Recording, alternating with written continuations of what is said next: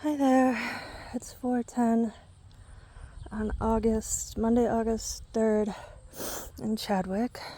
I haven't made a video for a while because didn't really need to. It was just mow, weed, and repeat over and over again. So I haven't done anything. But these, I didn't have anything new to say, I should have guessed, but these I decided not to pull because I didn't know what it was. And it's black-eyed Susans. I'm so glad I didn't pull it. I looked all over for some at Walmart and Home Depot, and nobody had them. So the Shasta daisy doesn't like me, though it did come up, so maybe it'll be bigger next year. But yeah, this thing, I must have bought it at some point. I don't even remember buying it, but this was that hole that Rainbow had dug, and when the Shasta's daisies didn't come back, I must have bought this to put in its place, and then it didn't come back, and then I tried planting that grass and it didn't come back. So yeah, they're doing pretty good. So I'm gonna be walking slow again. Not only am I getting steroid shots now, but I'm getting gel injections, and I am on a pain medicine and I am still in pain. We're doing testing to rule it out. We ruled out rheumatoid arthritis. I have osteoarthritis. I guess rheumatoid is the worst of the two.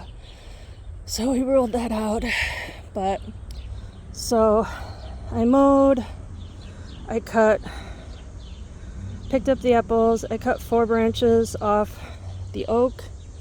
They're in the compost bin, and I started trying to pull the root out. So I've cut that one and one over. Can't see this one, and there's one back here, but I still can't get it out. So I ended up, these, I think if I remember, they're switchgrass. I got them from somebody who kindly let me dig them out of their field. And I only dug up 2 clumps, and they took over this whole mound, and they've spread under the apple tree. But I dug out 3 bunches, and I replanted them outside the fence. But I dug them out because I didn't want to crush them, walk on them, crush them, and lose them. But I needed to be able to get around to the side of the stump so I could keep digging. It will probably take me several attempts to get this out.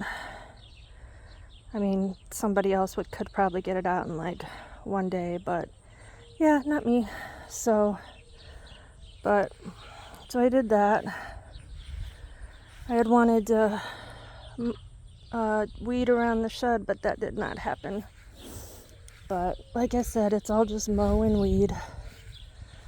But yeah, and then I cut 4 branches off.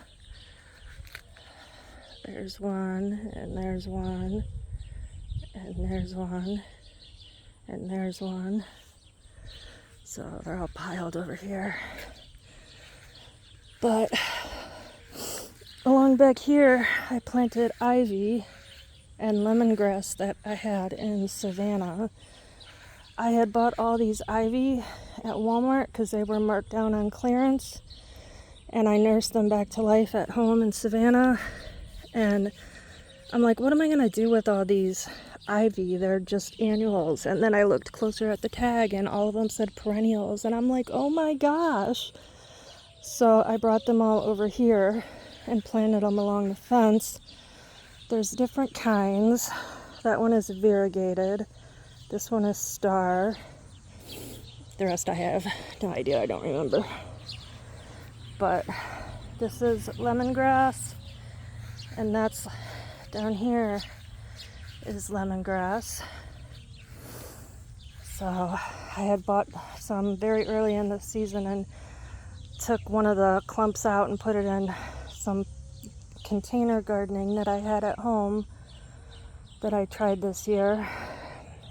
But yeah, so the switchgrass is on the other side of the fence. It was a pain in the butt. I dug up a brick. No idea why there was just a random brick on the other side of the fence. But the neighbor who built the pole barn said when he was excavating and leveling the ground, it turned up a bunch of bricks. So at some point, there must have been something here that had bricks. But anyways, so I put the grass, I spaced it. It might die back, but it's a perennial and it spreads. So, but I kind of just wanted to touch base on it because it's like, why are you planting outside your fence? Before I even put the fence in, I had checked with the county. I had gotten I don't remember what it's called, if it's a GSI or GIS survey. It's what they use for property tax assessment. It shows where the pins are and where the lot lines are. So I had got that, and then before I put the fence in, I called the county and I'm like, hey, there's what was supposed to be an alley behind my house that never got built, and it never will, because at that end they built a house way down there, so it's no longer accessible as an alley. And I'm like, what is that? What does that mean? Who does it belong to? And she's like, well, technically now, since they never built on it or built the alley, you can claim half and the neighbor on the other side can claim half. So I've always mowed like half of the what should have been an alley. A lot of times though, the neighbor over there, they mow all the way up to the fence. I just kind of shrug my shoulders and I'm like, oh well, because before the fence was here, they used to actually mow all the way into the yard. So that's when she mowed though. She loved to mow. Now her husband mowed. I don't know if he likes to mow as much. But anyways, so when I talked to the county and they said, you know, technically you can build your fence out halfway into the alley if you want to. And I'm like, woohoo! And so the fence company, when we met and I gave them the survey, and I'm like, yeah, and I'm like, I know I said I wanted to end it where the property line shows, but now I want to extend it out to there. And he's like, yeah, I wouldn't do that. And I'm like, why? And he's like, because of these power lines. Joe Carroll, which is now just JCE, but it's the electric company who maintains these. He's like, if they ever need to get in this, because it was technically supposed to be an alley, like a right-of-way, he's like, if they need to get in and service these with your fence out there, they're not going to be able to, and they have the right to just pull your fence up if they need to. And I'm like, yeah, I'll pass on that. I don't need to extend it out. So but like technically like half of it is technically mine, so that is why I planted the switchgrass. I think that's the name of it. I planted it on the outside because I didn't want to lose it and I needed somewhere to plant it, and I do really like it. So we'll see how it does. It may all die back.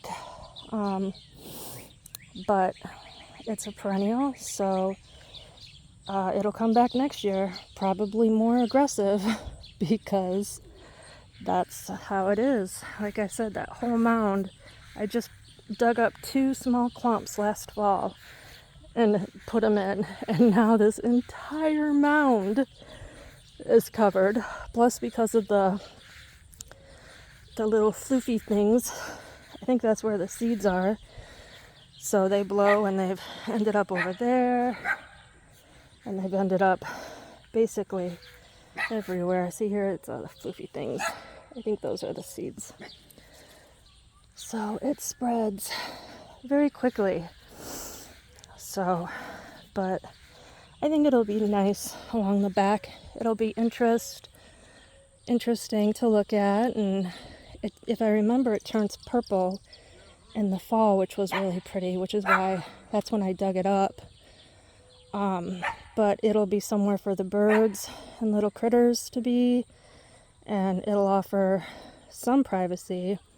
The only downfall is I've noticed that it does tend to kind of fall over easily. Like if Rainbow goes in and lays in her little dirt mound, it doesn't pop back up. So I don't know what's up with that. But an 80-pound dog laying on the grass, probably won't pop up. But yeah, I'll probably at some point, I need to get that out and do a bunch of other stuff. But at some point I'll probably dig up these other bunches and move them along the back also. So it'll be good for the wildlife, and it'll be a little privacy thing. Well, partial privacy. They only grow, what is that, like 3 feet? But anyways, I'm babbling because I haven't made one of these videos in a while, but I have a lot of weeding to do. It's not getting done because we're going to get going here in a few minutes. Hopefully we'll make it back this week so I can get some of that weeding done. But yeah, so this is the first video I've made in a while. So yeah, but anyways, I'm rambling like always. Later.